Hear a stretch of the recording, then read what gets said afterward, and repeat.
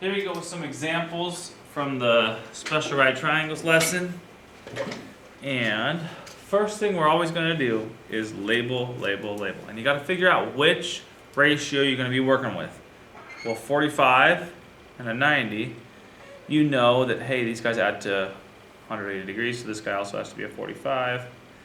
And then you're going to go x, x, x root 2. Okay. This problem actually gives you enough to solve it real quick.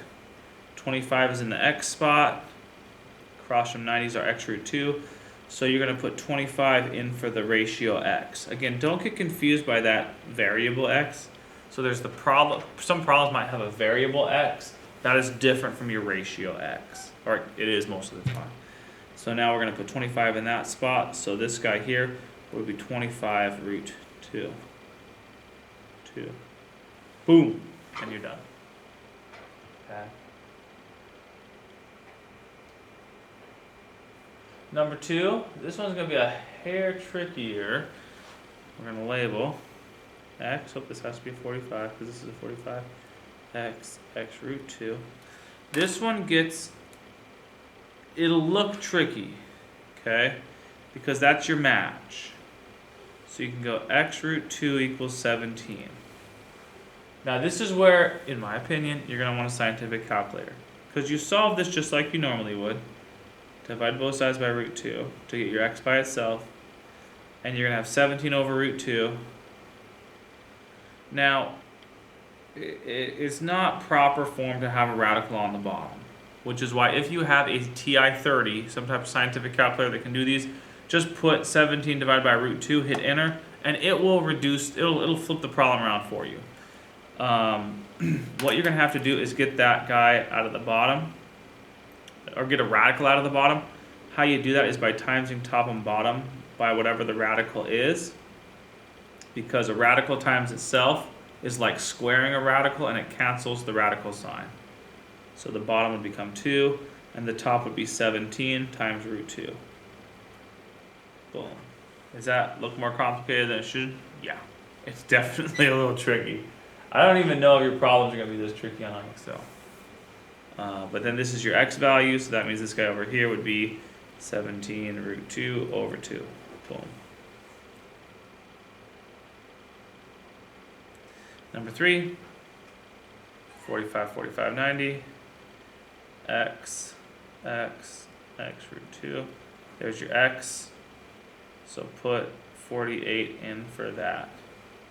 48 root 2. Boom, baby, done.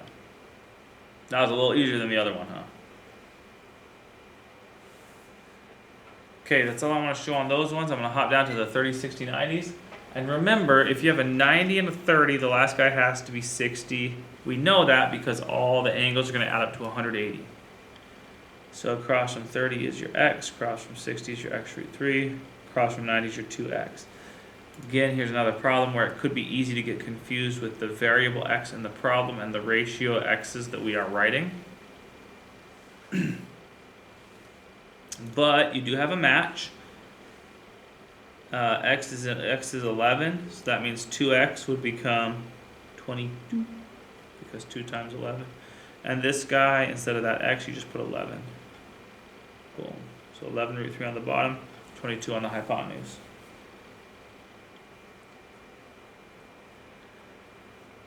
Let me see if there's anything I need to do. 12. We do 12.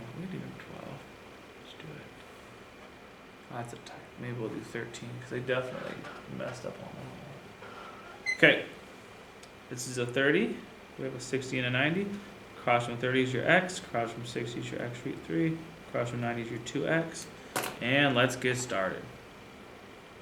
There's your match. There's where you have some information. 15 equals x. Boom. So now this guy's going to be 15. And this guy here would be 15 root 3. Boom. There you go.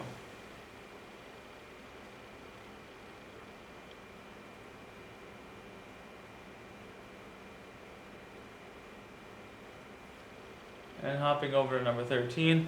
This guy's typo. How do I instantly know that? because this is not 30 degrees. That's a 60-degree angle. The smallest angle is going to be 30. They have a typo. So I'm going to fix that. And across from 30 is my x. Across from 60 is my x root 3. Across from 90 is my 2x. And we're ready to go. Here's my match. If you wanted to do this using algebra, you could go like this.